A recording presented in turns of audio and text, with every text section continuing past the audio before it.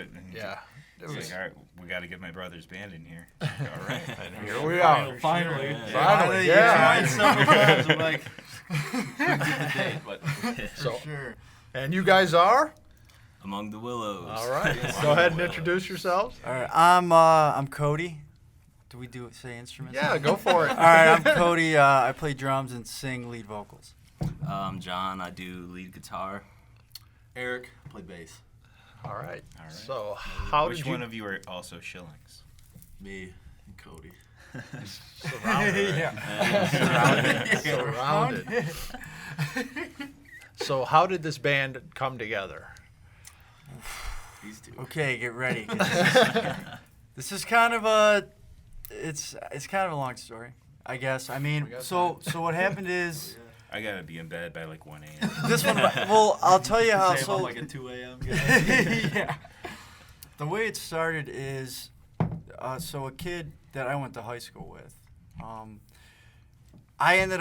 we have a lot of mutual friends. So I was out in downtown Willoughby, and ended up, it was a group of us, and he's like, hey man, you should come over, drink some beers, I'm gonna have some people over. I'm like, all right. So I was over there, and we're drinking, and his cousin had a drum set that was there. And he goes, dude, he's like, and at the time I was in a cover band, So he's like, dude, why don't you and he was just starting to play guitar, and he's like, why don't you jam on it? And I'll be like, I don't know, man. I don't know. It's just kind of weird if you're just playing the drums At and a there's party, people just there playing and drums. people are Yeah. downstairs. It's a little weird. I'm like, there's nothing to back this up. You're just banging really loud. So it's I'm like, he's like, come on, man. I'm like, all right. So I jammed for a little bit, playing. And so I was hanging out with him quite a bit. Well, he goes, my buddy John, he goes, you and him got to jam together.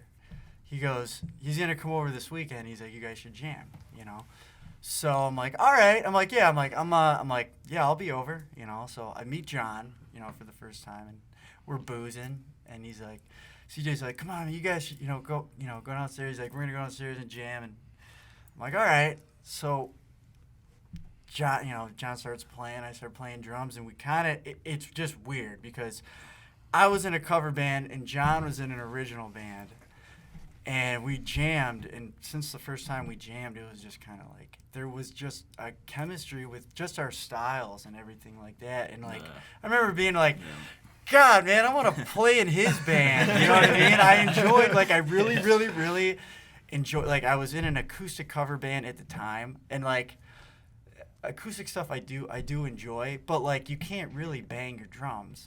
The stuff we were playing were little wine bars and just sometimes we play some dive bars, but again, it was more acoustic. We didn't even have a bass player, so it was just two acoustic players and then me.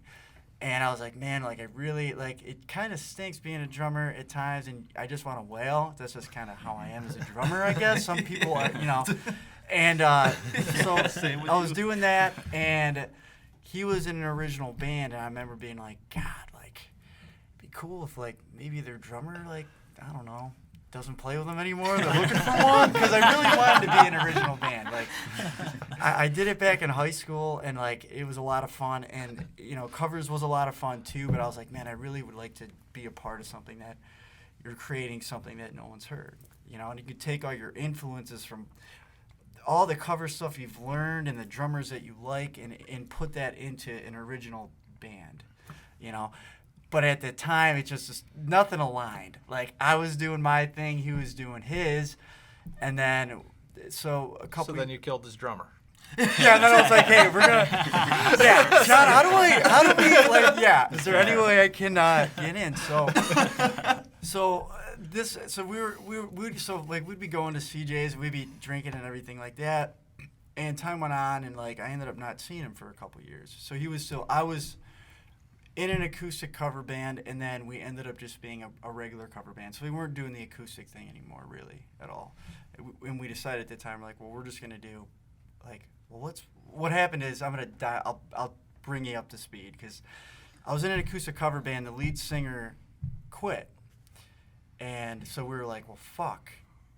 What are we going to do? you know, because the other guitar player, he sang and played a little bit, but like the main dude, like he did a lot of it. And I was like, you know what? We were trying to like he kept kind of like going in and like back and forth about it, and me and him at the point were just like, fuck it, we're gonna do a band.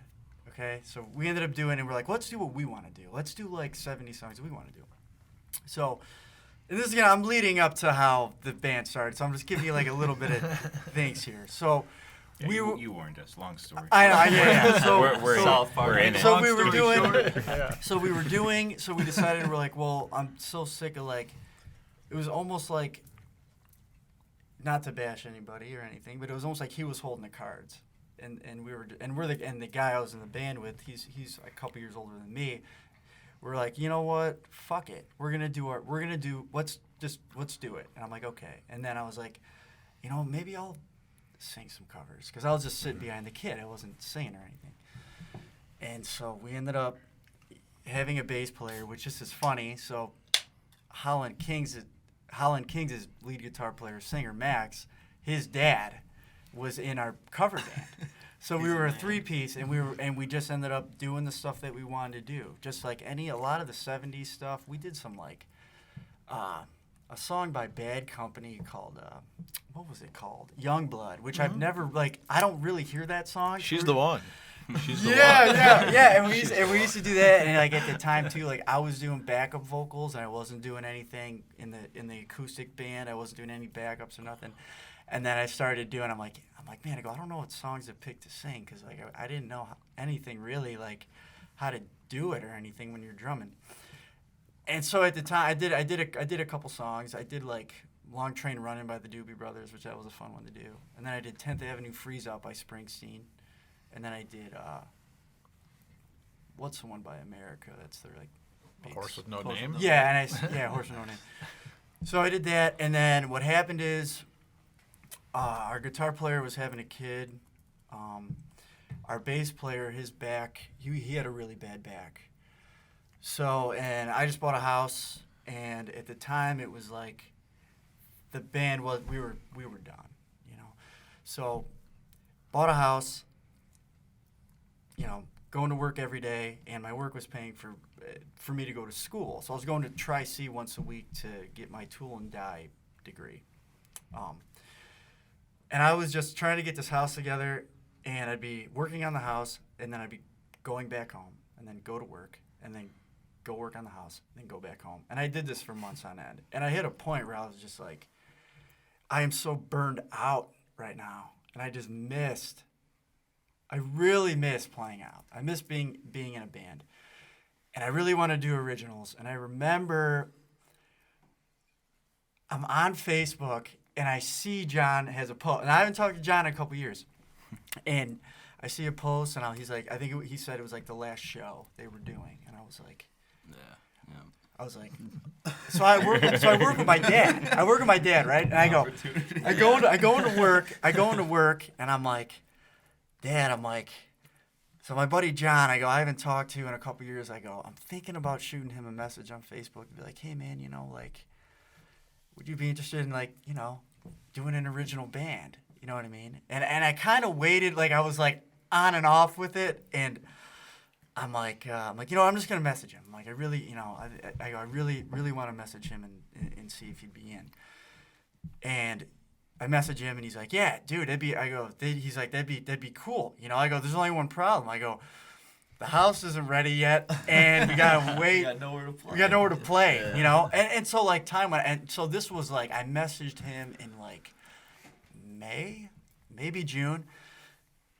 And I'm like texting him, I think like every week, I'm like, hey man, it's gonna be soon, man. Like it's gonna, you know, and finally it was like October, and he came over, and me and him just since then, it was like we're writing, and just kind of like, it was just crazy how everything just kind of flowed so well. And what's weird though too is when we started it, it was like I actually thought John was probably going to sing, because I'm like, I don't know anything. I knew I wasn't going to sing. Yeah, like I was thinking, I'm like, maybe John will want to. Yeah. I'm like, well, maybe John will want to. And I'm thinking, and like at the time, I'm like, man, because I I'll be able to play. And I didn't know anything about songwriting at all. It was just kind of like one of those things that just kind of, I don't know if I think I'm solid at it to an extent, but like it was just one of those things that just like I figured out a way on how to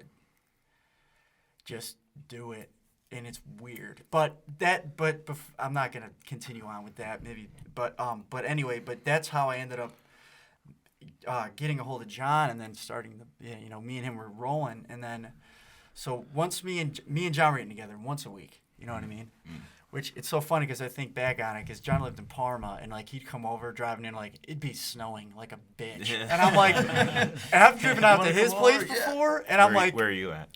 East Lake, okay. And I'm like, dude, this is it's kind of a hike, yeah, those like are opposite because sides of the city. yeah, those are and to get to his place, it's like 40 minutes. It takes like you get off the freeway and then it's nothing like these long back roads and all these. It's like lights 20 and stuff minutes like of that. side streets. Yeah, that's the worst. Yeah. And I was like, man, so we were getting together like once a week, and God, I look back on like I had an old. I had like an old 2007 Apple computer, and we were just kind of recording ideas off of that, And months were going by, and we're songwriting, and we're like, man, he's like, all right, I think we gotta get a bassist, And I was like, all right, and before we found a bassist, back to figuring out like for singing, it was just one of those things where like we weren't really sure what we were gonna do. It was one of those things where I was like, you know what, like I'm gonna try. I would like sing into my phone and come up with these ideas in my head where I was like, just emotionally where you're at, I guess. You know what I mean? So you're just like coming up with these ideas, and I'd sing them in my phone, and I was like, I go, maybe like I could do this. I go, but like because we had these ideas, and I'm like, I'll try to like come up with some lyrics and see where it goes. And it was like, it ended up kind of like clicking where it was like, dude, like maybe like you should just sing, like and be the guy to do it.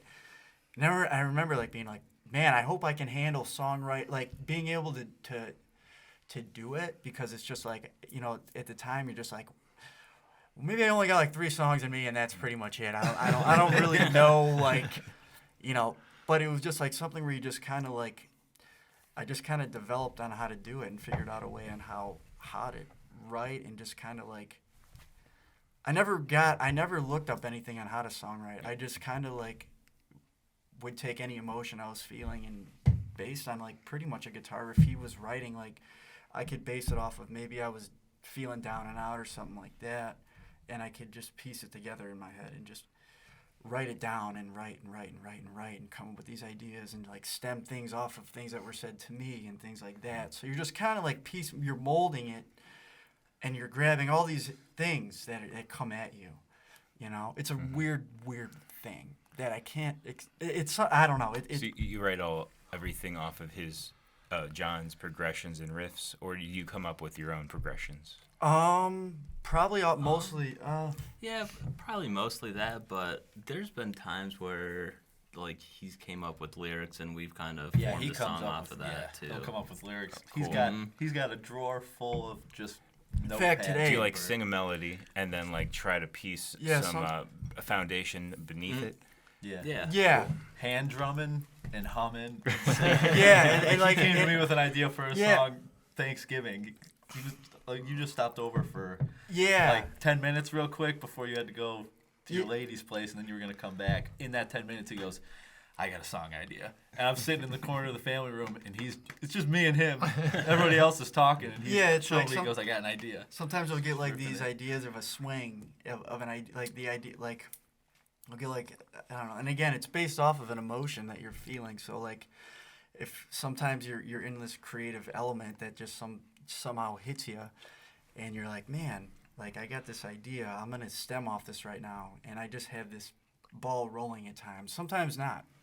And my biggest thing is always I'm like, I'm going to write anything down and everything down that I like that I'm coming up with, and I'm going to keep it. And I've been doing it since we started. And then sometimes I'll come up with these guitar riffs in my head based off a swing of this idea I have, and I'm like, oh, that's cool, or something like this and that. which sometimes, happens where things like, I don't know, on how some, like, maybe not too many songs, but maybe some songs, mostly John will come up with a riff, and I'll have an idea written down where I was like, man, I felt this way at this time, or I thought this was a cool idea, but the riff hits me in a certain place, and I go, that's... Yeah, it reminds you of, like, the lyrics that you have written down already. Like, well, that... Yeah, like when we wrote Sender to Salem, I already had that idea down for probably 2 years. And it was just like when John played this riff, I was like, that is just, I can feel that song being that's the name. And I kind of already had some idea of the story that I wanted to tell. And then that's kind of, it's weird on how that works. Now, that song is a bit of a departure from your guys' normal tone. Yeah. So, when we play that, we're tell like... everyone what kind of music you guys play. I don't think we... We do blues rock. Yeah, definitely. Good stuff. Good, refreshing old school. Yeah. Thank you. Stevie Ray Vaughan vibes. So, and Sender to Salem is more of a, like, it's a rocker. It's a straight up rocker. So did you guys have any, like, apprehension about releasing that as your first song from this new album? I don't think so. Not in the beginning anyways, when we first came up with it, but we never try to, like, focus around like, okay, this song, we want this one to be the single. It's really like a lot of times it's been towards the end, like where we're getting ready to put like the song order together for the album. We're like, okay, so what song? Yeah, so what's gonna be the single? What's gonna be the single? Like, I don't know, man. I don't like to spend my time thinking like in a single, like writing a single. It's just like whatever we come up with, whatever we come up with, and like, we've had if we like it, we use it, and wherever it falls down the line is where it falls, Like I remember we played Sender to Salem at Dominic's in Kent, and that's by far the. There it is. It's every episode Kent has been mentioned, and we're gonna get a bell in. Awesome. Every time Kent gets mentioned. Yeah. So we were playing there. That's the Kent bell. That song's heavier than everything else that we play, and it's hard when you're playing that, like reading the crowd. You're like, this might throw them off a little bit, throwing this in there, but like, it seems like every time that we play that song, people end up digging it, and I'm like, all right, so I guess it didn't throw them off as much as I thought, because it's definitely different than. Did they have you on the patio? I'm trying to think of where they would have a band. No, we were like across from the bar in this. It was like a. What was it? They moved the pool tables for you guys, or? Yeah, I guess they scooted them over. So we were in the opening into like that room. When you walk in, there's like the bar on your right, and there's that. So did you have to like go around the corner to even see you guys? Or? Yeah, kinda. Yeah. So yeah, we were like kind of right in that opening. Dominic's is a cool pool hall in Kent. That bar is sweet. Never been there. Yeah, that place is sweet. They used to have free pool on like Tuesdays and Thursdays. I wonder if they still do that. That's badass. They would take the thing off where the balls go down, so you just take them off. Like as long as you're drinking, like it's free pool. Yeah, nice. That's the bomb. I used to play in a poker league. We would just do these cheap like $10 games, and then like when we were done, we'd go play at Dominic's, like right down the street. That's awesome. It's a cool. You have your own pool stick? Really, no. Excalibur. You show up there with the bag, screw it together. You're like, all right, let's go. Jeffrey, break out Lucille.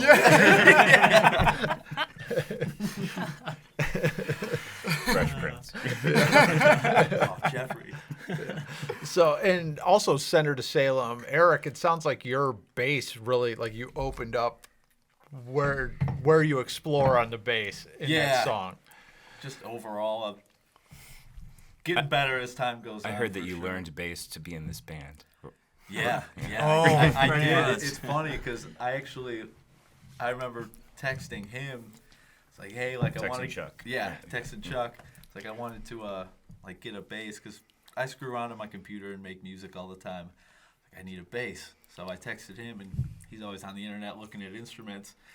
Go, if you can find something that is cheap, that like is worth the money. I was like, I'd love to buy it. So he ends up coming across this guy selling a Squire P bass, and for his $100, gives me the guy's information. I contact him, and we're talking. He's like, I live in Willoughby, but I work in Menor. I go, that's perfect. I go, I work in Menor too. Where do you work at?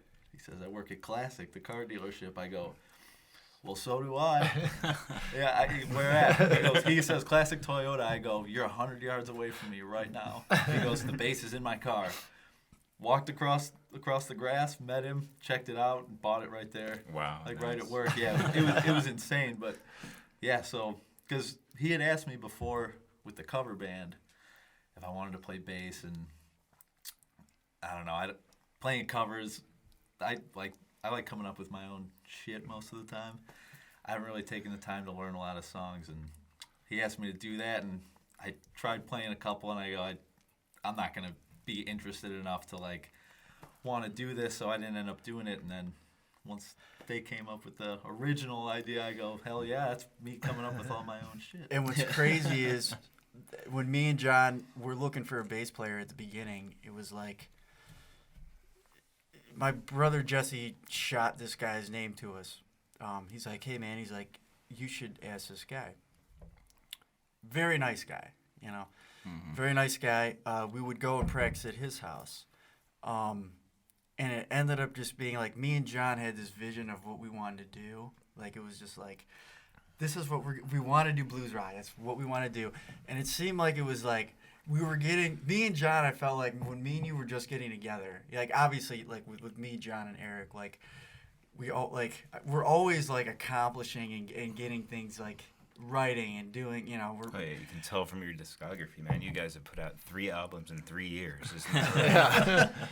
Yeah, that is crazy to think. That is crazy to think. Some Led Zeppelin shit. Did they do 4 in 4 years? Something like that, yeah. God, I don't know if that's No, that was the Beatles. Yeah. Beatles would do like That's 4 Beatles in did an like hour. 5 in 3 years. Yeah, it's insane. I think they did 13 in 9 years for their whole career, That's something like that. Yeah. especially on a touring schedule. Like, how do you Yeah.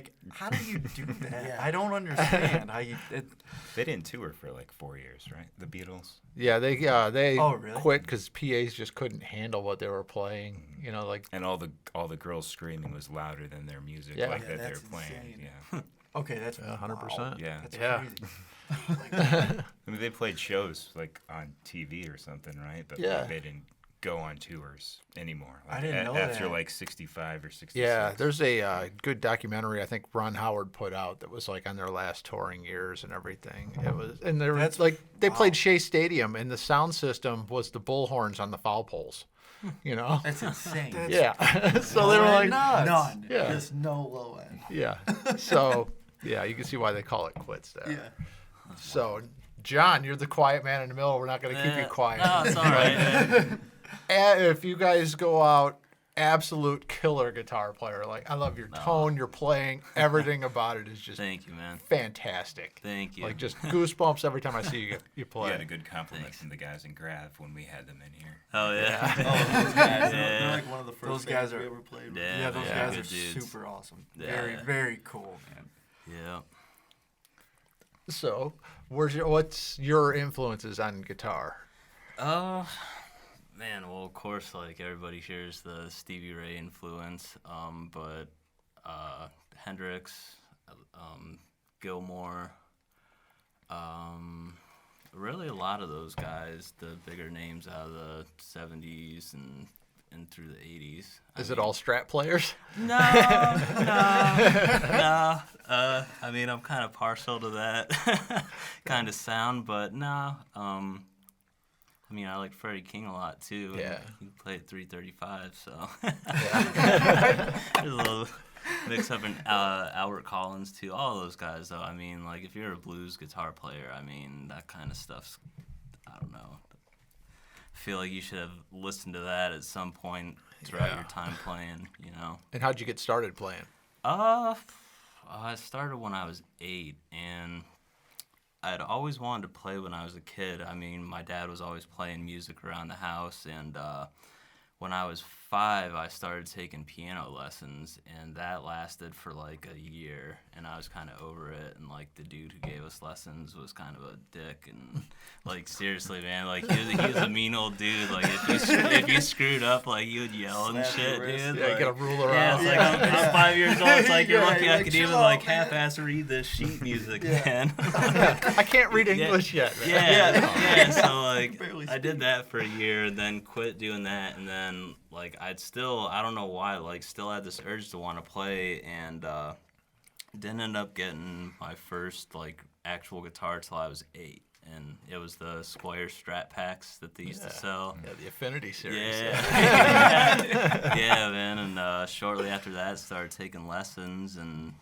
took lessons up until I was 16, and quit doing that because running around with friends and doing all that stuff took over, and it was more fun at the time. So I actually stopped playing too shortly after that, from I don't know, around the time I was 18 to 21. Like I sold all my stuff, like didn't have anything, and then one night I was just sitting at home by myself and was bored, and got on the internet and went on eBay and bought a Squire Strat for $100, and showed up like a week. $100 is... Yeah, dude. It showed up like a week later, and I was all excited, opened it, and I'm starting to play it, and I was so disappointed in myself for like how much time you lost. Yeah, man. Like, but it was kind of a blessing at the same time, because that gave me the drive to want to get just back to it. yeah, The get break back to where I helps sometimes. was. And, yeah. All right, so Yeah. should we go through rigs for everybody? Yeah. Yeah. Well, let's jump to that. I think I had something else, but Oh, you can go for it. I don't know. You lost it. You lost it. Let's go back and just like It's tie these other two parts together. Yeah, let's go with rigs. All right. What guitar are you playing right now mainly? My main one is my 59 Stratocaster. That's Excellent. the blue one that you see me with. That's Yeah. the main guitar, and then that. Dude, his amp. He just got a new We're amp. gonna work through the signal chain here. So we're going from the guitar into. That's the end. Yeah. He's like, it's right next to me. Oh,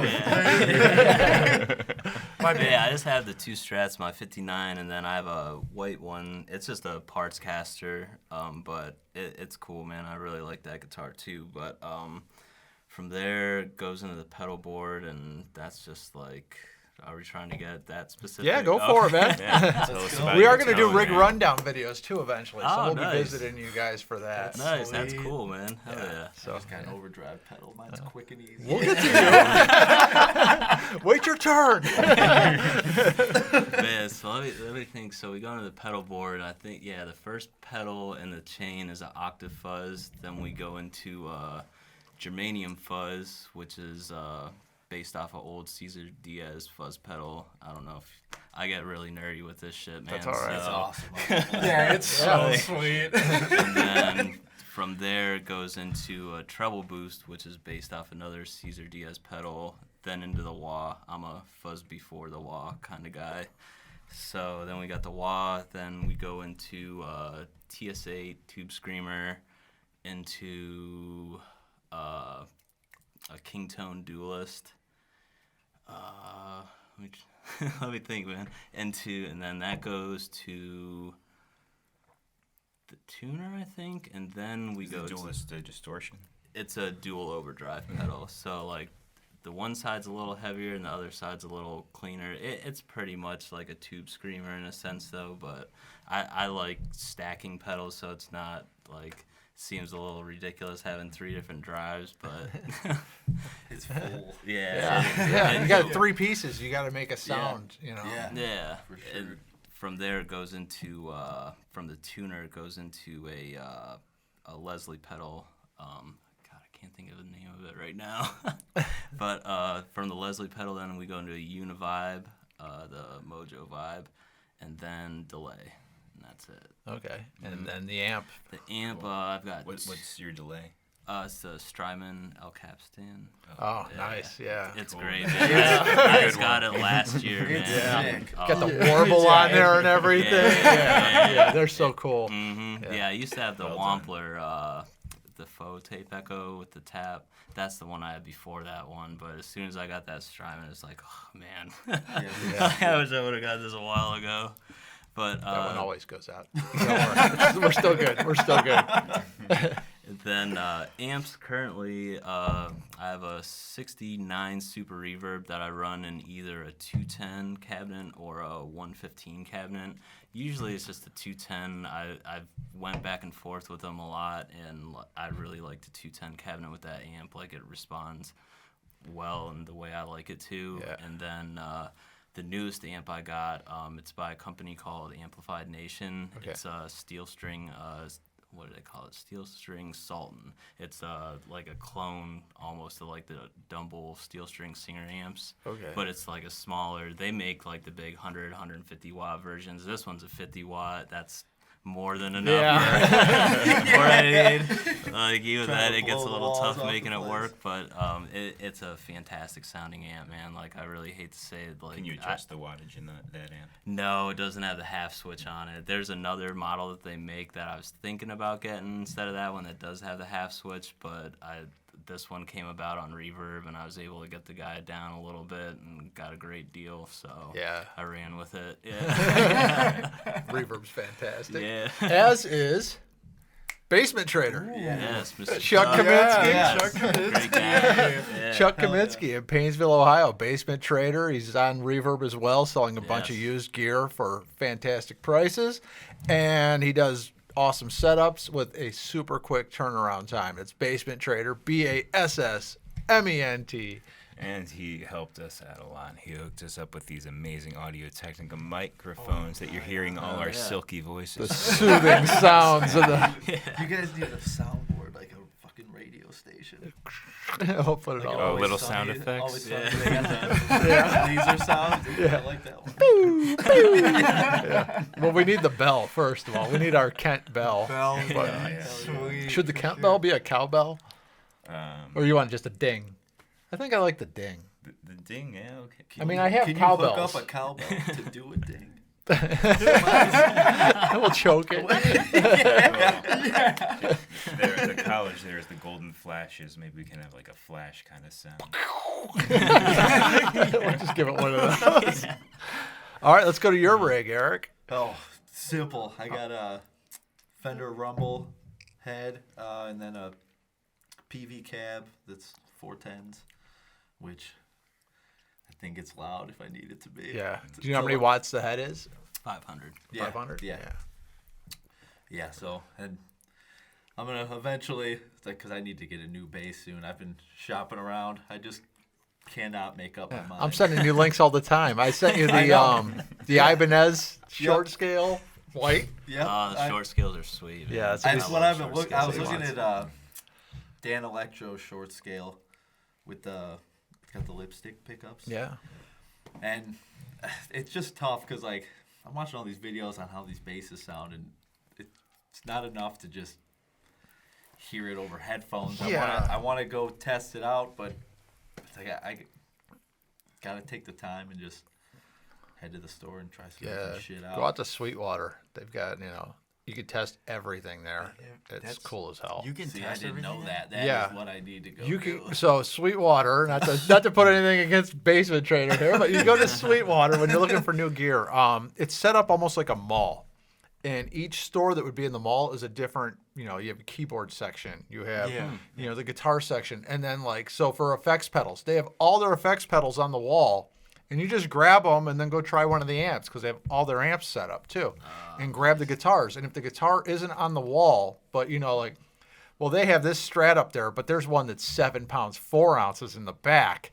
That they have that's on their screen, like when you're on their website. Yeah. Well, they have access to all that. There's these touchscreen monitors throughout the store. So if they have it, you touch on it and they'll bring it to you from out of the back. So they will they'll bring you out that 7-pound, 4-ounce Strat that you're looking Where's for. this located? In Fort Wayne, Indiana. So it's about 3 hours from here. Yeah, holy crap, when we do that this weekend. Yeah, it's a very, very cool store. It's a lot of fun. So, yeah, plan a day. There's a cafeteria in there and everything. There's even a slide. You can go down the slide. Dude, I think going down the slide for traveling sure. episode for us, man. Let's bring this out there. That'd be a lot of fun. Do a whole day at Sweetwater. Yeah, Sweetwater's. That's what I need to do is I need to try some different shit out. Yeah. Like, I'm afraid to spend the money on something that Yeah. I know I can resell it, but I just don't want to go through all the time and hassle of getting it. See, I have fun doing that. I like trying everything. It's especially and then worth selling it when you when you I have what you want, and then it's almost like borrowing it, you know, because you like almost can sell it for all the time. Almost every time you can get your money back. Yeah, as long as you don't overpay, you're totally good. It's like a savings account that you could have fun with. I need to check with you guys and be like, is this deal worth it? Yeah? All right. Yeah, I'll help you out. Yeah, because I'm ready to start diving into pedals and shit. Yeah. Getting a new bass. Yeah. Like, Alpha Omega from Dark Glass. I was playing around with that on bass, and when I was playing down here in the basement by myself, I didn't get it. And then I got on stage and turned it on, and I was like, oh, that's why everybody raves about this pedal, because when I was in a band situation, like it was like it was perfect. I was like, oh, that's what this is about, you know. And it's so strange that some pedals are like that, you know. So Cody, what do you got? Because we aren't leaving drummers out. This is our first drummer on the podcast, so I'm Is it excited really for your this. guest? I'm Well, excited other than for this me. one. Oh, wow. yeah, because Yeah, Clay first drummer guest, man. wasn't here with. That's No, right. Clay yeah. wasn't here with It was I know, I supposed- really it was wanted to supposed talk be to him, too, Clay, but yeah, and, Clay- they switched at the last minute. Steve came with him. Yeah. Clay, man, he's awesome, dude. Sick drummer. His ride Another cymbal. singer. Yeah. Dude, yeah. Dude, he's another singer he's drummer. so good. Yeah. He's super nice guy. Super nice guy. So let's take us through your rig. All right, let's see. Well, I just got a new kit, which so I ended up getting I got it in 2000, like right when we started the band up. I think it was like right before our first gig. It came in like 3 weeks before, and I remember telling John, I'm like, I'm so stoked for this. But I ended up getting a Ludwig kit. They released a Mod Orange kit that they brought back. And I don't know if it's a limited time. I don't know if that wrap is going to be limited time or anything. But I really, really like the Doors, and Densmore played on a Mod Orange kit. And I'm like, man, I really like that kit. So I got a 2018 or 2019 Mod Orange kit. Classic maple, right? Yeah, classic maple. So anyway, so I'm on. I'm online, and I decided to look, and I see that Ludwig comes out with a citrus mod. It's just a trippy. I like those trippy psychedelic colors, and I was like, got it. And when I got the Mod Orange one, I go, this is it. This is the kit. I don't want anything else. Last word. Yeah, I Everybody go. I'm not It's gonna get hilarious. anything else. And it's like for some reason I really flocked those psychedelic wraps, like the psychedelic reds. I really like, but I really love the citrus mod, and they released the citrus mod this past year, and I was like, I'm gonna sell my Mod Orange, and I'm gonna get the citrus mod. So I'm so happy because it was really hard to part ways with that Mod Orange kit because we did everything for the past couple of years with that kit. And I was like, maybe I'll just keep it, and then I'll just get another one. It's the exact same kit. It's literally just a different wrap. They're finish. both super classic setup, which is 22 by 14 kick drum, Yeah. 9 by 13 rack tom, 16 by 16 floor tom. Yeah. All yes. Great kit. I'm so thankful that one of my best friends, I go, dude, I want to get this kit. Would you want to buy my Mod Orange kit? He's like, how much you want? So I told him. He's like, all right, I'll buy it off you. I was like, awesome. It's going to a good home. I'm like, I feel so much better. So I ended up getting a Ludwig, the Citrus Mod, 22-inch kick, 13-inch rack, 16-inch floor. I have a Superphonic snare drum, a Ludwig, which they give you the option when I got it. I could have got a matching snare drum, which I think would have been a maple snare drum. But I really, 6 or 7 ply maple. and I really wanted the Superphonic just because it seems like all the drummers I really like. Bonham played a Superphonic, so I was like, Alex Van Halen. all the like, Everybody. and I always loved that. There's one. Yeah, there's one right there. I always loved that snare drum. That was like the iconic snare drum. I was like, and they sound great. So I ended up getting that snare drum, and then my cymbals. I just bought probably about a year ago. My hi-hats are 14-inch K Custom Darks, and I recommend those for. Got some right there.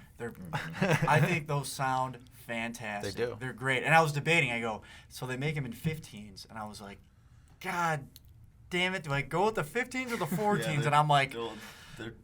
I'm gonna go with the 14s because the ones I had before were 14s. I'm gonna go with 14s, and then I have a 20-inch pasty ride cymbal that I don't know what year it is. But Sound formula. Hold on. What's the big contrast between the 1-inch, like 14? The 14 and the 15-inch. You just get. I've played 15s and I played 14s. It's just you get a different sound. I don't know much about drum kits. I play like everything except drums.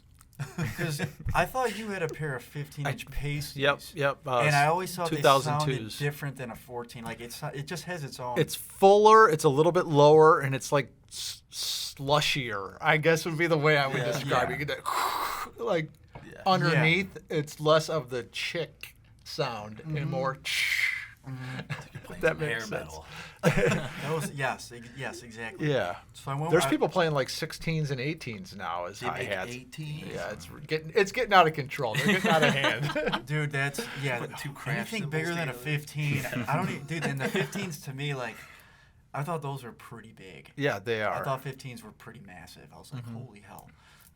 But I have 14-inch K Custom Dark hi-hats with a 20-inch pasty. Because it was your old sound formula, which I don't know what year that. I bought it in '98 from a store that was closing, and I think it had been sitting there forever. And the thing is, I beat the. It's like my go-to for a lot of stuff because I consider, and I don't know if it is a crash ride, but I play it like a crash ride. So, because I don't have a like, I think most drummers have like.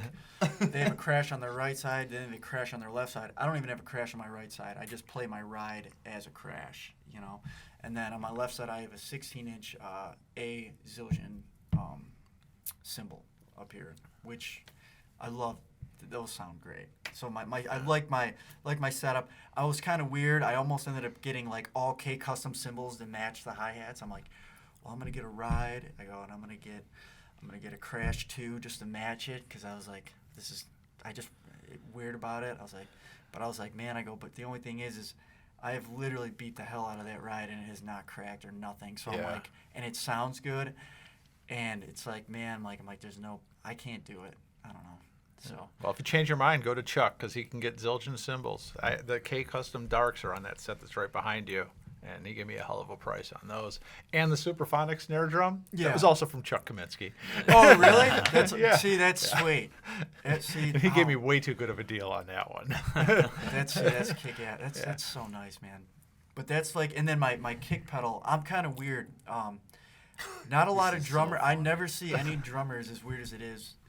I don't think I've ever seen one out of all the gigs we've played, or really, I think out of any, even when I was in a cover band. And going to see other drummers is I play a strap-driven pedal, which is I think pretty old school. What's that mean? Well, like I think like back in like the day, normally like now they're chain-driven. There's a chain on them now, but the straps I think is like mostly like what was like it's pretty old school before maybe they introduced a chain into the kick pedal at the time. Yeah. You mean like a piece of leather, driving it instead? Yeah, I think sometimes maybe like Kevlar now. I think they make them out of. And I play a sonar pedal. So Jojo Mayer makes a very distinct pedal that I actually gave to him. Yeah, there's one on that kit that you gave to me. Yeah, and the one I have is like identical to it, but it's how it locks on the bass drum is just 3 prongs instead of 4. The Jojo Mayer pedal's got 4 prongs to lock on your bass, and mine's on your bass drum. Mine's only got 3. But for some reason, it's like the feel of it I've always really enjoyed. It's a very different pedal. Yeah, it's from anything that I've played. Yeah, it's really odd. So does it it affects the tone, I'm guessing, right? It's like how it floats to your foot. It's the action. It's weird. weird. A lot of drum pedals, the cam, the part that the chain goes over, or the strap in this case goes over, they're angled so that as the beater goes forward, it accelerates. So you get that boom, you get that snap at the end. This is totally round. So it's like even all the way across, and it takes a little bit to get used to. Yeah, they're kind of odd. But it's easier to play with more control with those. At least I find it that way. You can control the volume and the impact of your bass drum pedal. Because I feel like when I played with a chain-driven pedal, I always was, and it's weird, it's maybe just how I play, but my foot would always, I always hated the reaction I was getting. And I know you can tighten and loosen everything, but a strap pedal always felt like I was like, man, I can really control this. And it's weird. It's an odd thing unless you've played one. I feel like it takes some time to get used to, but I think if you try it out, it just feels right. Yeah, like I've been your doing doubles it for a while. With that pedal. Yeah, it's weird how that pedal is to do like the heel toe technique on it. Like for me, it just feels so right. And if I try it on a chain, it's a little bit, it's weird. And I don't know, maybe it's because I've played on a strap pedal for probably, I'm going to say probably about 8 years now.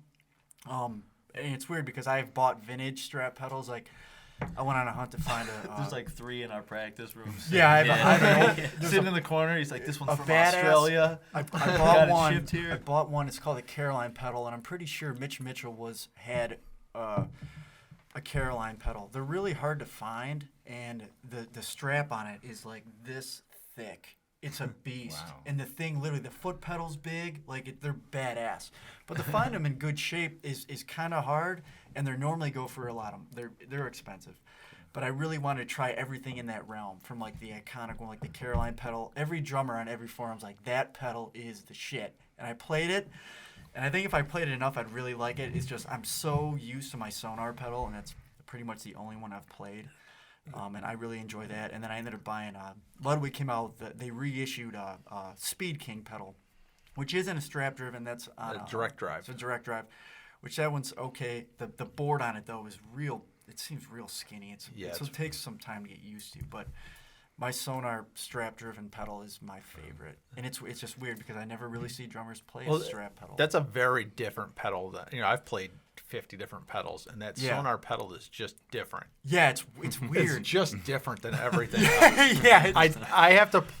It makes me conscious of the way I'm playing, And once you get used to it, it's cool. But like I'll go from there's a drum kit right over here that has I think it's got a Yamaha pedal on it right now, and I've had Yamaha, Tama, Ludwig, all kinds of different brands, Pearl, and I switch from those, and there's minute differences. But you go to that Sonar pedal, and you switch to that Sonar pedal. It's a very weird thing. It is, yeah. Super light too.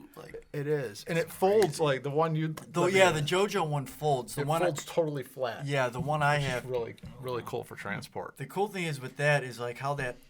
I think it's got it has a locking system, so when you put it on your bass drum, it repeats where it was at. So you click it forward and it locks right on. Yeah. And that thing ain't coming on. Yeah, that thing's.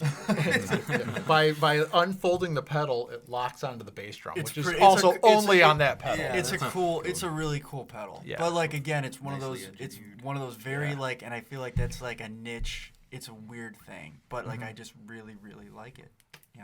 Strap It's completely flat too, right? Yeah, very smooth surface. Yeah, it's got a Yeah. smooth. Yeah. Yeah, it's a smooth surface. Smooth like machined aluminum. Yeah, Yeah. It's they're very they're cool pedals. It's just weird that I never see any drum. I don't think one time I've seen a drummer with that pedal or with a strap. Maybe in Germany.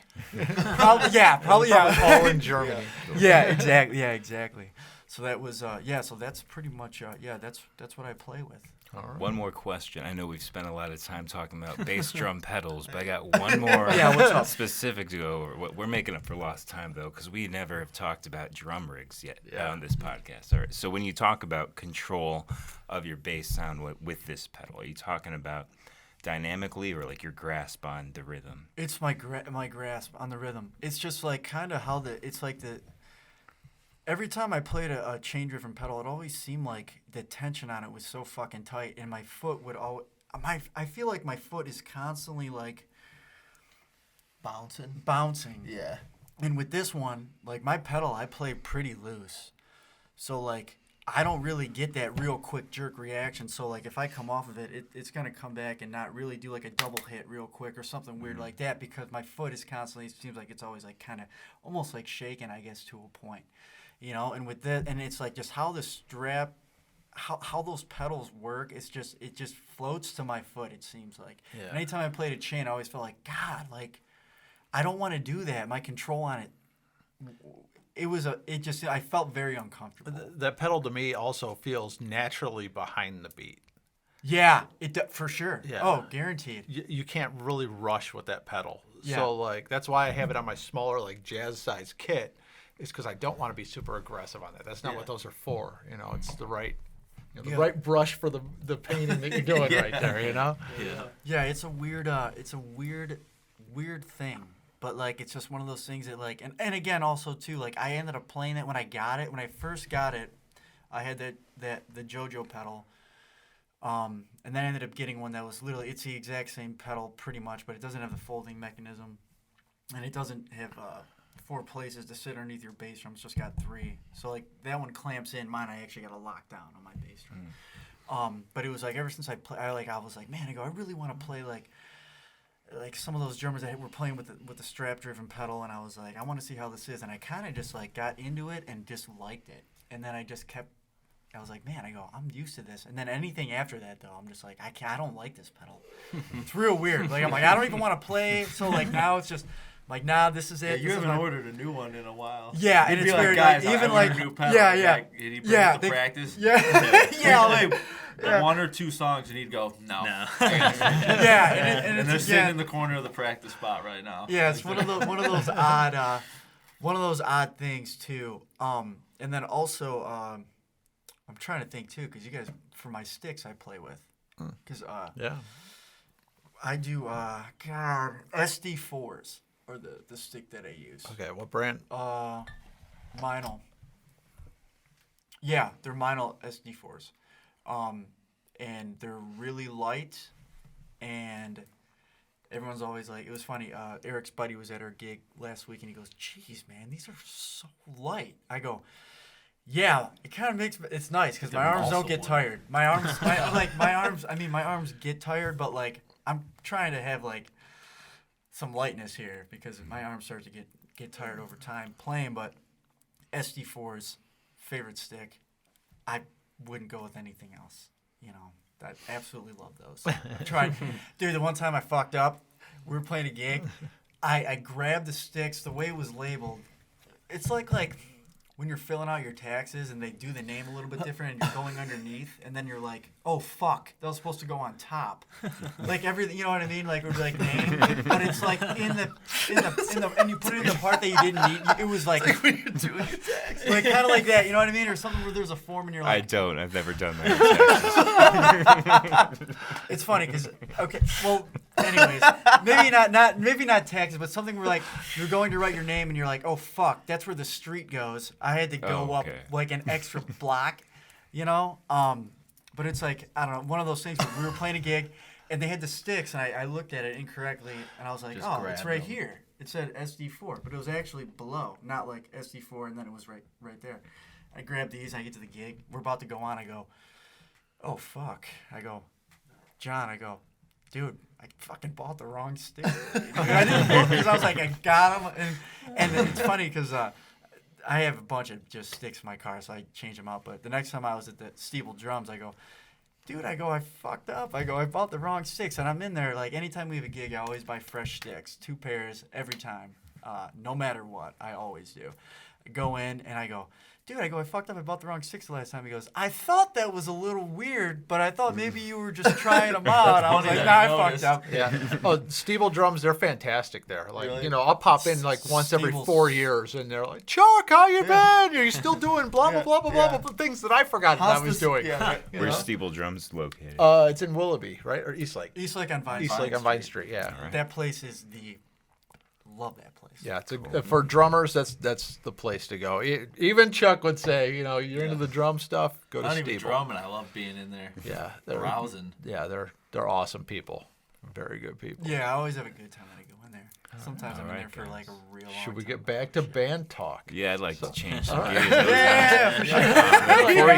Before we get back into Among the Willows, I want to know good band friends of your guys is in this scene. Like who do you look up to? Anyone inspire you that's in Cleveland, or anybody you hope to play a show with? There's a. Go ahead. I was just gonna say just like the Grab guys are. Yeah, those guys are Love awesome. those guys to death. Like that, just because it was one of our first shows, and we've been playing with them ever since. And like we'd be. That was under your old name. Yeah. At the Foundry. Yep. Yeah.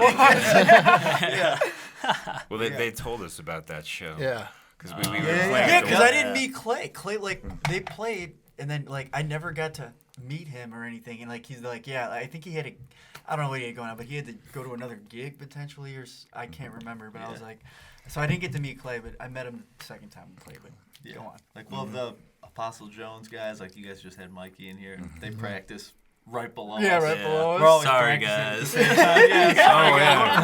yeah. We're a little fucking loud. I've heard you in there before. So, Well, there's this one guy next to, like, we share a wall with, who is super loud, super bassy, and it's like just him in there with like backing tracks, and he's playing his bass so loud. And like they said, it used to come in on Wednesdays. That's why we did Tuesdays. Now he's in on Tuesdays. Like, whoa. trying to figure out that day. We felt bad because we were actually next to. Somebody. There was a guy that was next to us, and I think he was teaching lessons like, That's- over hey, Zoom. yeah. And we're like, well, here we go. I'm sorry. Hey, was that like? Is that like on our Sunday, like Sunday Yeah, practice? I don't think he's in that room anymore. Chased him right out. That could That's be a bad idea. Yeah. Yeah. So speaking of name change, you guys were originally Blue Collar Coalition, Yeah. Yeah. and you were able to change everything. So now, like, don't go looking for that on Spotify. It's all Yeah, been changed. it all switched. Yeah. Everything's switched. So over. what brought about the change? I don't know. I felt like, I don't know. I kind of thought like it was one of those things where it was like not a long time coming, but it was definitely gonna happen at some point. Yeah. And Like it fits. I don't know. We're like raised blue collar guys. Like yeah, like going into it, like that's what we thought, and then, and then like got the name, and then a couple people messaged me, and they were like, and I didn't. It didn't even dawn on me at the time, and I felt like an idiot because there was the Blue Collar Band, with who was that? The drummer, I can't think of. Graykoff, Anthony. Okay. And people got confused by that, and I'm like, oh man. But then like as time went on, and like what's been going on with the world. Like the world, it's like politically, it's like we kinda, don't want anything where someone looks at the name and they're like, and assume something about us. Yeah. So Yeah. a new name that is Doesn't mean- strictly about the band. Yeah. Music, like that's it. Where does So, Among the Willows come from? I actually, I came up with the name. I was looking up a bunch of like old, like Western like stories and shit like that, and I came across Among the Willows, which was something they would say for like outlaws that were on the run from the law. That's my favorite song on your newest album, by the way. Hell yeah! Right. But, Outlaw. Yeah. so that's Yeah, like same they would say like these criminals, they're among the willows, they're out there somewhere. Yeah. So it was like all right, cool. yeah. Yeah. So we're like, well, it's kind of, I don't know. It's Good. I needed that clarity. Yeah. Because I've seen Among the Willows like around like before I heard your music, I was expecting like some softer indie rock. Think outside yourselves for a second. Like you see Among the Willows, like it's Soothing.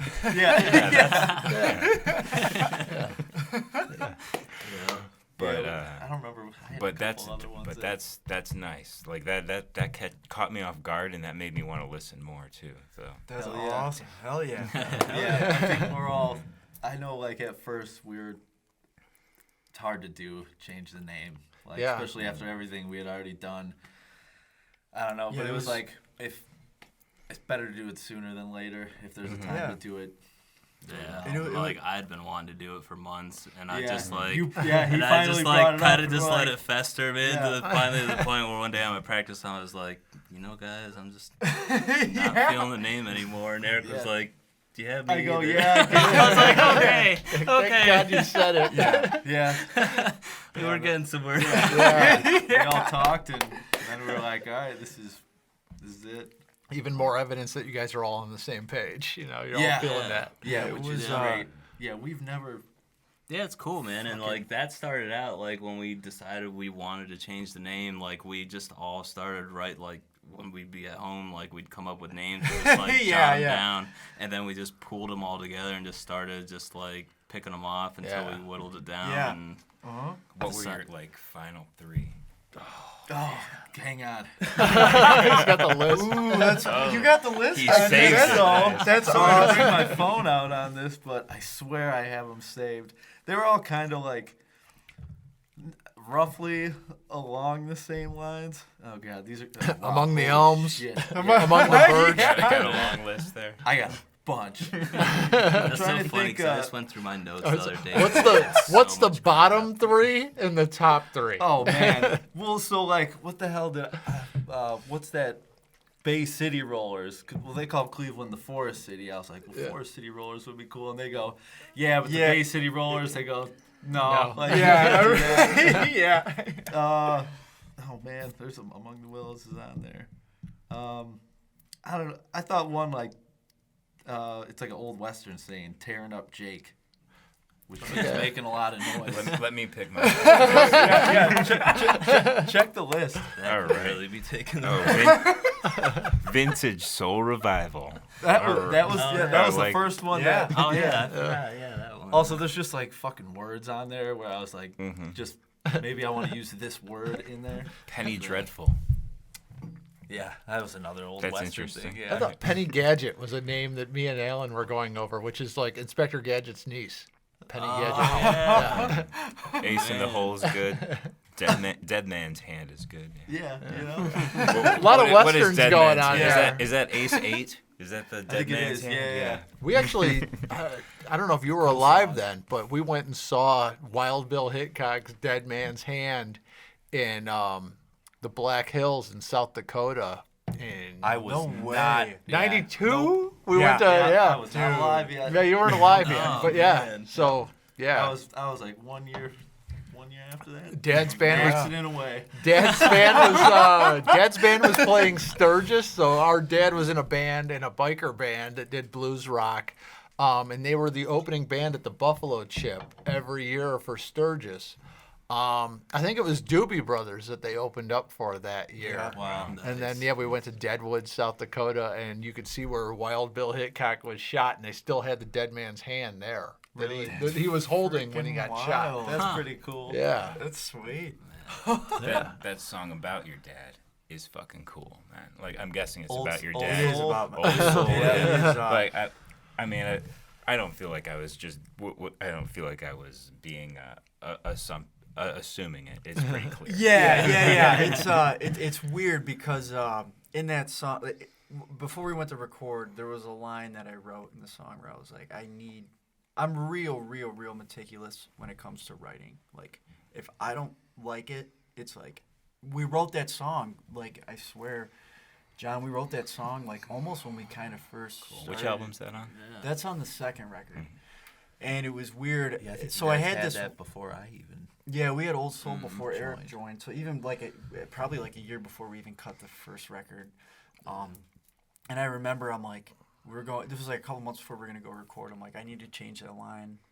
I go, I don't like that line. I go, it's just not, it was okay, but I wanted really the song to hit home, But the beginning of the song, I tell a lot of stories from a lot of different perspectives, either telling it from maybe your mind or telling it from myself or telling it from somebody else's. It's weird. I do that a lot, actually.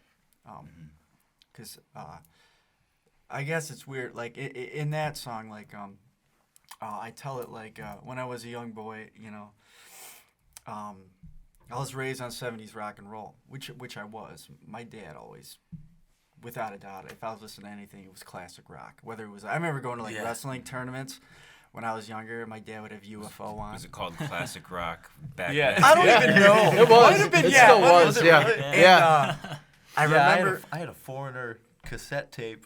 I'd go to your guys' wrestling tournaments. I would just listen to Hot Blooded on Over cassette and over. over and over. I would rewind it and be like, "This is my fucking Yeah, song." that's great. Man, that's crazy. Like, think of like the time line of like that year. Yeah. That'd be like calling the White Stripes classic rock right now. Oh, yeah, yeah. like it was really like it's weird. Like in that song, I talk about at the beginning is like myself, and then I cut to my dad in that song. So if you hear the first verse, I say I was raised the right way, like no Bible in my hand. We didn't go to church, so like that was like my feelings were like they're like we're not going to church. This is what we're gonna we didn't do any of that. So like That's what first grabbed me because I went to church every Sunday. Oh, And, really? Yeah, and it was so fake. Yeah. Yeah, that's Well, it was We like kind of got left to our own for if we wanted to go, like they would yeah, take us. yeah, You know, if like we- it was. By age 14, I was allowed to make my own decision Yeah. whether I wanted to go or not. yeah. And like the way that is, and I the line in the song is it's so I was raised the right way, no Bible in my hand, nothing through God, just my hard work and hands, you know. So like I always believed, and this is just me, is anywhere I worked my fucking ass off in anything I did. So like I was raised a certain way, and I worked my ass off to achieve things and to get to certain things. I always believed in myself to do that. I was like, I can do it, but I got to put the time in. You know, like that was my big thing. And then after that, you know, like I tell it from my perspective. And then like my dad, you know, in the chorus, I'm just a joker playing one night stands. You know, that was my dad going out playing. When I was young, my dad he was playing gigs constantly. So like he'd go to work and work probably 10-hour days, and then he'd go play out. So that was like what he did. Like he was like the guy just playing for people. Like he was a joker. Like he was the guy just like, hey, he's just, you know, that guy's just here for entertainment. And I wrote the chorus like that because I was like, I'm just a joker playing one night stands, and I, you know, and like it throughout the chorus, it was like to pay the bills, to take care of my family and things like that. And then when I get to the second and third verse, like that's told from my dad. Kind of like, you know, him just like working on cars. My dad I don't think could even pay to go to a mechanic. I think dad just did everything. We would go work on we'd work on cars. Yeah. So it was like real old. Restoring them. Yeah, it was things like that. So like that's how I told that story. You know, the beginning is telling it from me, and then the rest was telling it from my dad. You know, one of those, and it's weird because like. I always see like in that chorus I'll say like at the end of it like I'm just an old soul too, and what it is everyone would always tell me that like I'd be in a, you know, they'd be like, man, you're an old soul, man, talking to you and the music you like and everything like that. And it reminded me, and I put a lot of stuff in those songs, so like yeah, that's written about my dad, and at the same time there's a part of me in that. So I would play those dive bars, and I was doing cover songs, and everyone would be like, man, you're young. You're playing all that 70s rock. Like, man, you're an old soul talking to you. So it was like a mix of kind of me and him in certain places of that song, and then there's just things of my dad, and then the beginning is just kind of just me telling my kind of thing that I saw of him. You know, kind of, it's weird. I write kind Nice of. work on it. Thank you. I write kind of weird, I guess, telling things from certain perspectives and things that I relate to and things that are. They're good at like relating to, I don't know, kind of like you, like Chuck. You guys both have a lot of just knowledge about random. Like shit, like the clubs that these old rock stars used to party at. Yeah. Like you'll relate lyrics to like something like that. Like in Sweet Georgia, song that we played it. So we only really played it at bar gigs. Yeah, we only played really at bar gigs. That the 87 Club, is that what it is? What the hell is it? That one is the 27 Club. 27. I wrote a song that was that's like the just, 27 Club though. The 27 Club Yeah. is the people that the 20 people that died at 27. Yeah, 27. I wrote a line in a song that we do with that in it, and I don't know. It's a real weird thing when it comes to writing, like, and it's weird because I'm real like we write like these guys are family, obviously. Eric is, and I consider John. You know, we're not blood, but you might as well be. You know. Were you thinking about, like, with that 2 years you guys were out of contact before you got back together? Were you thinking about that one jam session a lot? Like you know what? When we started doing like, once we weren't doing the acoustic cover stuff, and we were doing like what we want, like the covers we wanted to do, it hit a point where I was like, I just don't want to do covers anymore. I go, it's just like, I don't know. When I was in high school, I was in an original band, and that's like how I got started in drumming's pretty wild, actually. Even though my dad, always had a drum set at the house, it's just weird how I ended up playing in a noisy band. house. Yeah, it's just weird. Oh my god, Noisy dude, as yeah. hell. But it's weird Four on of us. how I kind of started drumming and how I got in a band. There's one more of you? Yeah. Yeah. One more, and he's a drummer too. He's a drummer. Yeah. Shilling. There's 4 of us. The drums were my last instrument. I played them in the basement every now and then, but it's like you had that AC/DC live sheet music book. Yeah. And then I was like, well, shit, I love AC/DC now. Yeah. Listen to them. I got an Epiphone SG. Yeah. So mad. That's another subject that's come up every AC/DC. podcast. Yeah. Oh, yeah. AC/DC, Kent, Mikey Silas. Yeah. Every episode. Every single episode. Apostle Jones. Yeah, Apostle Jones. Awesome. Yeah, I wish I still had that Epiphone SG. I traded it straight up for the acoustic I have now, and that acoustic's a total piece of shit. Yeah. Yeah. It warps with the weather, and it's just like the strings are dead. It sucks. Yeah. But yeah, I wish I still had that guitar. It'd be cool. Well, let's change gears a little bit. Eric, What's your Corona. what's your favorite venue in Cleveland? Like, where do you hope you can go back and play again because you just love how it sounds there, or how it feels there? Let's see. I love You playing can at have- the you can- Winchester. Yeah. Winchester for Yeah. you? Yeah. Oh, The you're the all the Winchester, Winchester. yeah. I like the Probably the Winchester, man. Winchester, especially like. I'm sure his name's come up. Ben, the sound Ben, guy. the there. sound He's guy always there. the sound guy when we're there. Ben's great. He's Yeah, awesome. so good. Yeah, and just the sound it's great. And I Yeah. love how shallow it is and wide, so you can have everybody. And intimate. Yeah, everyone's same standing time. right there. And the food. Yeah. Got like God, every- yeah, the food is so crazy, good. too. And they got Don Julio tequila, my favorite tequilas. Yeah. PBRs. Yeah, it's great. That place is the bomb, man. The Winchester's cool. Yeah. Very, very Yeah, cool man. place. For as great as it is, for as known as it is, it's still underrated. Yeah. Yeah. Yeah. Man, yeah, that place is. Oh, man, that place is great. Yeah, That is a great. the That's a sound great there venue. is it's awesome. Like we always liked playing it. They even do open mics in like the first room. They used to every. Oh, like, really? Tuesday. Oh, get outta here. Uh-huh. Yeah. Actually, where I like had the a buddy first play two acoustic in where the there. first two tables are. I think there's like.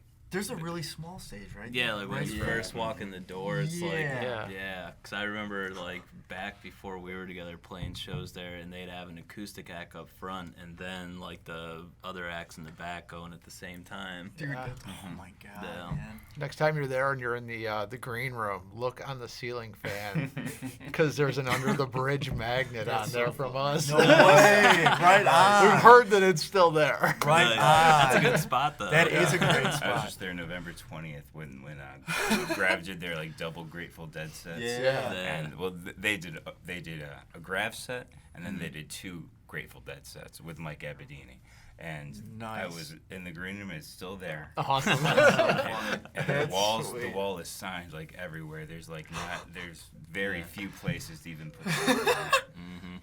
And for everyone that's gonna sign their name there, can you please stop drawing dicks? I know, there's so many. I counted 12 dicks. I didn't realize until last time we were there. I'm looking at all the album covers. And Yeah. Dude, I love some of the art though. Someone That they goes, did, like over the album covers. They It's are great. pretty funny. A lot of old albums on the walls. Yeah. Yeah. A lot of old albums, a lot of dicks. Yeah, yeah. Yeah, a lot of things. Yeah, that's funny. Oh man. Yeah, like I don't know. We haven't played it. We haven't played like Mahals. Mahals in a while because like I know like Yeah, I don't know what's up with them, man. Now that they're under the new ownership, I like, haven't heard much about them. and see lately. Alex Tucker, like, I got in contact with him when we first started yeah, playing. I remember Yeah. that, I What's Alex contacted Tucker him. doing there? I thought he was. I don't know if he's like part owner of it or something now, or what's going on. I think so, but I don't quote me to that. I met him at Kent State. No way, right? Yeah, on. and Yeah, he was like the first dude that was helping us get shows. Yeah. on the Oh west yeah, side, yeah. like 2010, like there was this like almost pop punk style band he had called Call It Fiction. Nice. Hey. They Nice. have this, I love that and in stuff. the basement of the student center at the university, Oh, there's hell this place yeah. called the Rat Skeller. Yeah. Yeah, There was a and- Damon's down there. Yeah, Damon's, and it turned into a Quaker steak. Hell yeah. Yeah. Yeah, I've been down there several times. I went there for a semester. Yeah, and then he started running the battle of the bands there. Hell and then yeah. like you win the battle of the bands, you get to open for like Third Eye Blind or Muse or whoever's coming for their Third Eye Blind had yeah, that free show. yeah, that's the one. That like was, the that Flash was my Fest. freshman year. Yeah, dude. What else? They had like a Rise Against one year too. Nice. Hell yeah. But those guys put on a great Love show. Rise I mean, if you like that kind of music, even if you don't, like Yeah. Rise Against, if they ever go on tour again, don't miss the show. I saw him Saw him back at in. Riot Fest Yeah. Oh, a hell few yeah. years ago. Cool, Mhm. cool. Yeah. Fuck, Rise Yeah. Against is great, dude. About 10 years ago, Foo Fighters were doing their Wasting Light tour with Rise Against. That was the first time I That's saw Were you awesome. able Oh, to get yeah. a ticket to the House of Blues show that was? They them. No. I found out about the show after it was sold Oh, out. really? Evan, that would have been a cool show. I was like, man, they Yeah.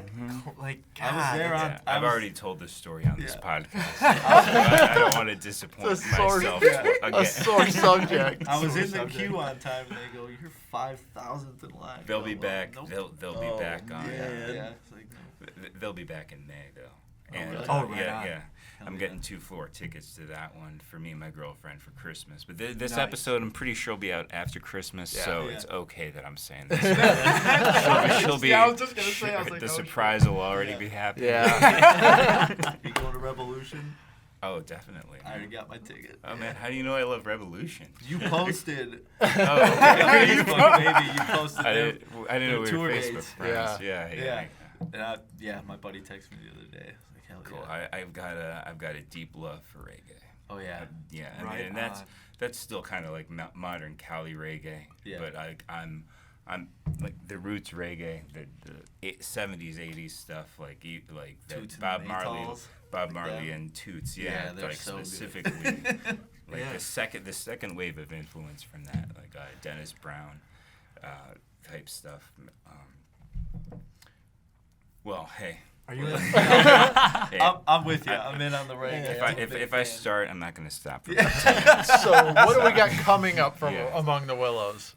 What's in the Uh, future here? We have a gig January 7th. I Yeah, with believe. Danny Shipley, With Danny actually. Shipley. Oh, at cool. At the 5 o'clock lounge. All right. Yeah. Other than that, we don't really have anything Right now. lined up. And in terms of like, I don't know, overall band stuff, we just working on writing some new shit. And You'll have Yeah. 4 new albums out this year. I don't know. I don't know if we'll have one out this year. I know Yeah. we got some writing. It's Hey, you know. don't even feel pressured to. Yeah. You know what I mean? Yeah, we can So much. break a little bit. Yeah. Yeah, for sure. You guys want to Yeah. put a shout out for who's been recording all your albums? Oh hell Yeah. Neil Good buddy Neil. at Amish Electric Chair Studios. He's located in Athens, Ohio, and I recommend, like, literally, Whoa, cool. John. took that haul to do all your albums. Yeah. Yeah. All three. Yeah, Yeah. John is actually the one that John has known Neil for. Yeah, a long time Long since time. like BMX. yeah, He's a like big high school BMX days. guy. Yeah, the dude was a badass flatland BMX dude. Sick, dude. Nice. Sick, and like I always just see him around town when we'd be skating, and then like he moved away, and then my buddy who I was in the last band with, told me, he was like, yeah, he moved down to Athens, went to school there, get his degree in recording, now he's teaching down there, and blah blah. I'm like, no way, dude. And then like we go down there to record, I'm like, holy shit, like you guys literally built this whole building and everything. You're like, Yeah, him and his brother from the ground up, man. Yeah. Built Yeah, everything built it down all there. themselves. And And what's- it's super comfortable. Like, Yeah, yeah. well, it's The cool. setting and Yeah. he does a really good job of like, I don't know, cause I'm still nervous. Like when we first get there, like Dude, I'm always. I don't want to fuck up. I'm so nervous. Do you get wanna way get- more nervous recording compared to live? Yeah, Yeah, every for time. sure. Yeah, but like Same here. very quickly, I think get that's comfortable. that's Universal? how it is with me too. Yeah. Oh yeah. Cause I mean, I can semi fuck up live, but in the studio, Yeah. You know, yeah. Yeah. I brag you, and you guys have what? What is that? A 4-hour drive? yeah. Three and a half, 4 3.5 hour drive. Yeah. For those of you listening, Athens is a beautiful city where Ohio University is located in Yeah, southeastern Athens is Ohio. so cool. And so you like that whole drive down there, like you just. Is it? What are you in a car or a van? You all drive together. So we did, the first year. How did we do it? I think did John, we all were you ride with- down? Were you with me? And you me rode and you had to together. ride together because he And had then I drove because for some Oh, fucking yeah. reason. Yeah, I like fake called in sick to work or some shit. I had to drive myself. Yeah. Yeah, but then the last two, like he drove and then me and Cody were together, I think. Yeah. Yeah, Yeah. just because It's always- we couldn't fit. And for some all our reason, shit hey, in one remember we car. were driving down. I was slamming energy drinks, literally. Just Big I surprise. love energy drinks, but I was like, I go, dude, we gotta pull over again. He's like, you just went like 30 I go, I gotta piss again, dude. So we stopped like how many times? John almost beat us, and John left like. know. John almost beat We us. left I like think 2 hours before. I think John like might have beat us there. Well, Yeah. but the only thing he likes more than energy drinks is driving like 10 Driving miles an 10 hour under. under the Yeah. speed limit. Speed limit guy. He's He's That's in the why I fast drive by lane, and I'm in the myself. passenger seat looking in the It's mirror like going, 57 in the fast lane. I can't people do are it. driving by giving us Yeah. the finger. He doesn't notice. He's oblivious. And I'm just like, Hey, that driving record has been clean for a while. yeah. It is. I get It was the ride home the first time that got me. I was like, man, I just want to Oh, get home. yeah. And then I text Eric. He's like, oh, I'm already here. And it was like 45 minutes Yeah, later. We're showing up. I was yeah. like, holy shit. Yeah. Yeah, I'm always You like, guys- hey man, just let me drive. Like, Dude. Did you guys drive down the day before? We did this time. I think we did it the last time too. Yeah. The first record though, I think we yeah, we got there at like noon immediately. Yeah, that was Yeah, I was can't shit up. imagine having to go through the drive and then like, okay, time to focus now. I just drove 3.5 hours. Let's record an album. Well, it was Yeah. weird. It was weird because I remember I'm like, all right, guys, so we get the drum set up and we're cutting the very first track, right? Of the first record. We're like, well, what do you guys want to do first? I'm like, let's do Heartbreaker. I'm like, okay, cool. We all decide on Heartbreaker.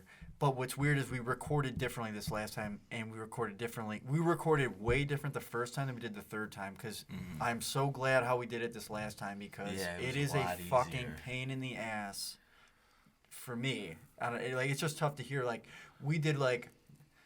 We basically did the drum tracks live where we're all playing while even though we have the headphones on, like we're playing in a live situation, Yeah. recording the Yeah. Yeah, and, which- you keep the drums from that take. Yeah, which it's weird because like I always have an ear out for like these guys, like where I'm like I flock to the guitar and the bass consistently, and where like I'm playing to the click.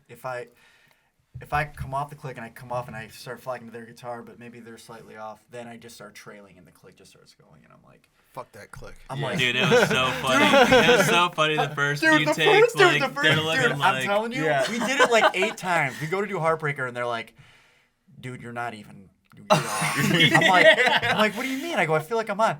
Thank God, like John gave me the best. John goes, hey man, he goes, jack the click up as loud as you can to the point where you fucking just lose your and literally mind. that was and ever since then it was the best thing I ever did, because John's like, jack up the click as loud as you can, and then I could hear it now, the guitar and the bass subtly in the back. Oh yeah. But it's a like if you record without drums, like you record an acoustic track, like all you can do like while you're playing, like it's got to be on time, perfect. So. Like me personally, like that's how it is. Like you got the headphones on, you got the drum, the thing clicked up. You got to like rehearse enough to like all the muscle memories in there, and you're just kind of like dazed, like focused on. I focused on like just one spot on the wall, and just like like click. Dude, it's we did a couple songs, couple of like the faster ones where like me and him recorded bass and guitar to the click. Yeah. Just our parts. And then he played no click just to our rough recording. Yeah. Okay. That way he didn't have to, it was all just feel of being on time and not listening. We've done that. Yeah, and that's awesome. I thoroughly like that. And then also we've done too where Eric and John go record, and then I have just the click up in my ear, which that's just so nice, because it's just like, okay, like, because like when you're back there, I get nervous if I'm fucking up, especially when we're doing the live setting. I'm like, John has to do not only lead, but he's also got to cut the rhythm tracks. And in the first record when we went down there, we only did 5 days. So it was like, we got to get it done. And like, I remember being doubling just left and right, like John recording his parts twice. And that's another thing that's tough is like before we go down, like that's another animal too, where John's got to sit down and he's got to figure out like, what do I want to do for rhythm stuff? And then there's times like, and we've done it where a while ago, well, I want to do some cool fill work that like I wouldn't do in a certain like live, where I'm like, I want to add a little bit of stuff to it. So we'll sit, and like that's another thing we sit down and figure that out. But the first time we went down, dude, when I fucked those like the first song up, I'm like, wow. I go, if this is the first song, this record is gonna be a huge. I was like, God.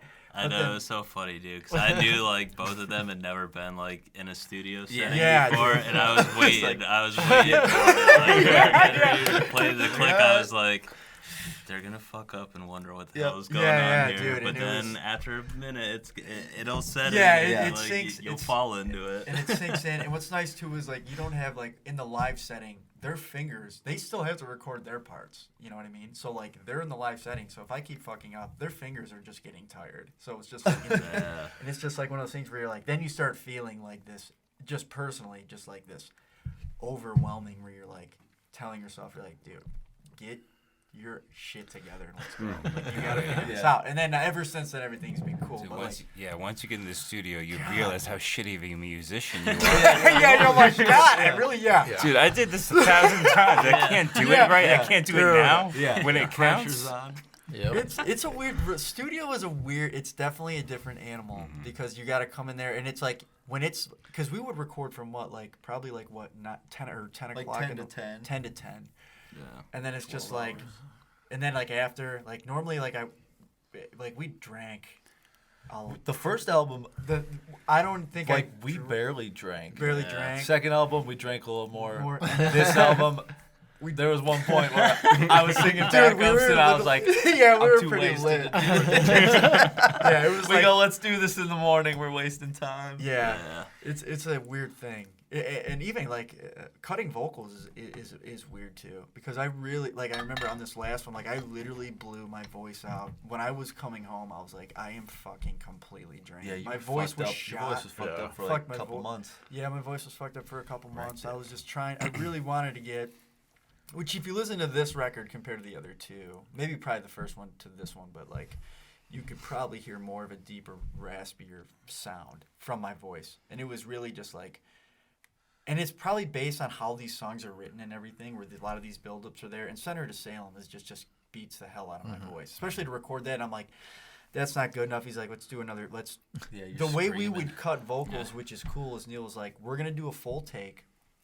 I'm gonna run back through it, and we do like line by line if it's fucked up. So if I fuck up like, I don't know, the third line in the second verse, he's like, let's go through that. I'm gonna click you in. We're gonna do that. But when you're doing highs and you're pushing your voice, and it's got to be like consistently clean through that. You got to hear that authentic crescendo. Yeah, exactly. Yeah. Because if you're not, that's why I love music. If you're not getting that feel, you want to feel what that person's like. You want that feeling. Yeah. That's why I remember being in the studio and trying to cheat and like cut that in. Oh my God, it doesn't work, dude. It's you got to start from like you got to start from the bottom of that dynamic level. It's a weird thing. And I remember we were doing some highs. I'm like, dude, I go, my fucking voice doesn't help either that we're down there. I'm just chain smoking cigarettes. I go, hey man, give me 5 minutes. We'll come back in. We'll do another take. I'm like, I'm gonna go smoke another. But it's funny because Neil goes, man, he goes, I give you 5. He's like, we take a 5-minute break. You come back. You sound like you're good. I go, yeah. I go, I just, yeah, right. I go, I'm gonna have a cigarette. It's like you're down there, dude. Just chain smoking. Go back in, and we go to when you're cutting those high zone. You're like, you're kind of getting pissed off at yourself, which kind of helps because you're like, hit this fucking note, dude. You know how to hit it. Let's go. Yeah. And then you hit it, and you're like, fuck. Yeah, it's a great feeling, but you just are fucking just beat. Your voice. My voice when we left, I go, dude, I go, my fucking body. I go, my body. I go, my voice. I go, I'm just completely shot. And now, my voice was fucked up for a while. Yeah. Remember you went to the doctor? You're talking about the most recent. Yeah, the most recent one. It was fucked up for a while where I was like, Jesus God. I knew, like, it wasn't, like, it was just, I knew I pushed it really hard, but, like, I wanted, especially, like, on just the style of these songs are compared to the other 2 albums, it was, like, I wanted that real, just, like, it's different. Yeah, like, it's a little bit, it's just different for how these songs are laid out. So I was like, I really want that. A lot of build-ups, just certain things where you're, like, trying to, I don't know, weird things like that. So I remember being like, God, I am my voice right now. It was beat up for a while, but everything's cool. It's funny to me, like, every time after we've got done recording, it's like, we'll be at practice, like, literally the next week, it'd be like, we come up with something that we're like, should have done that. Should have done like, shit, that was like drifting away on the first album. It was a different progression like for the verse. Yeah, it was so shitty, man. Like we had just left Neil's. We had just left Neil's, got done recording. That was on the second album, wasn't it? Or was that the first? That was first. First, yeah, that was on the first. We get back, and then we start practicing, and then we play the song again, and I was like, man, like, I came up with the rhythm part during the verses, and it wasn't in there during the recording. And I was like, man, like, I don't want this, like, I don't want this to be on there without that part being in there. And so I ended up texting Neil. I'm like, hey, man, like, I know this is kind of shitty, but... he has no weekends open. Yeah, like, he's booked out usually like months in advance and shit, and like if he gets like an opportunity, it's rare. And thankfully, like I messaged him and told him, like, we went after work. All I want to do is just change the rhythm part of this song. Like I have the part, like it'll be real quick, like we can be in and out, and Eric's got to come down because the bass is gonna change a little bit. And then we ended up going down there and Thursday night after work. Yeah. So we got down there at 9:00 at night. Wow. Man, good for you guys. Recorded That's until so like cool. 11 or 12, and then drove home. Drove we got home. 3 or 4 in the morning. We're running out of lights. Yeah, it was ridiculous, but it was like, man, we got. Dude, we man, that's good. That's nice to hear, man. Yeah, that was. Like, oh it man, would have really bothered me if that like. Yeah. Oh, yeah. And like after hearing it, it was like, yeah, we had to do that. Yeah. I've had times like where after records even came out, like, wow, Yeah. should have done that. Oh, wait, yeah, that man, snare, that that snare sounds like shit right there. Why didn't we add more to that? That's like whenever Spotify came out with like the Spotify Wrapped, my #1 artist is us. Because I'm just listening and critiquing everything that I did in every song. I go, fuck, should have done this. Should've done this. Right. Like Yeah. most listens to artists. Like Yeah. Well, I know. yeah. Those lists, I think they suck for musicians, those lists. terrible. Because, like, you're either listening to yourself where you're analyzing it, or it was some song that you could not fucking get all year that you had a gig coming up. Like, for me, I had that. yeah. Like, I just couldn't get this one bass part down, so I just kept putting it on repeat. And, like, here's your number one song. Yeah. Like, no, fuck I was that learning- song. I am done with that song. Man, Treasure by Bruno Mars was in my Yeah. my thing because like I had to like get that bass line down. Yeah. I was playing bass for a cover band and like that exact one, boom boom, and then like when I was a couple years ago when I like Julie filled bought in this. for a His country wife. band, so He said like it's a end of local- the year, oh you heard this country song like 80 times. Yeah, but not because I like it. Yeah. Yeah. Yeah, I had whipping post because I was learning it for God, Max's yeah. thing. Yeah. I had it.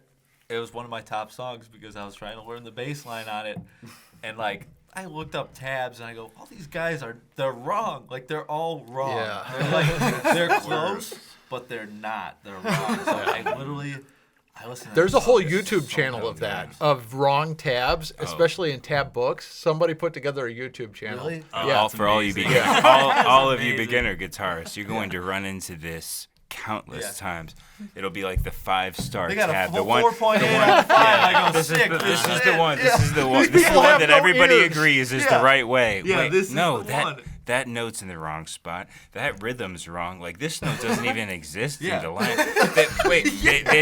They didn't add the passing note there that is obviously in there that you needed for the bass line to work. Yeah. Your ear is your most important Yeah. tool. Yep. Yeah.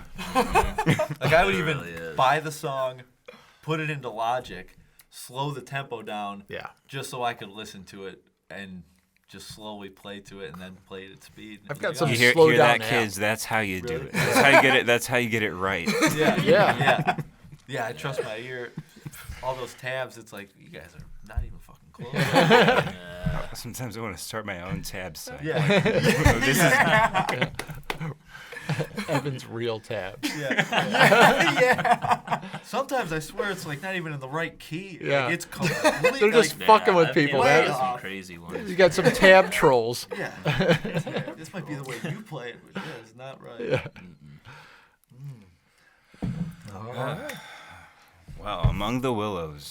Yeah. Among the Willows, Blues Rock, Cleveland, Ohio, putting out material on the regular. You go to all of their social media, go to their Spotify, and hear all this refreshing sounding blues rock that that I haven't heard since like Butch Armstrong put some stuff out. Yeah. You know. Right on. Yeah, we're trying to do the old school thing. Yeah. Good. You're doing a fantastic job of it. Carry the torch along. Give it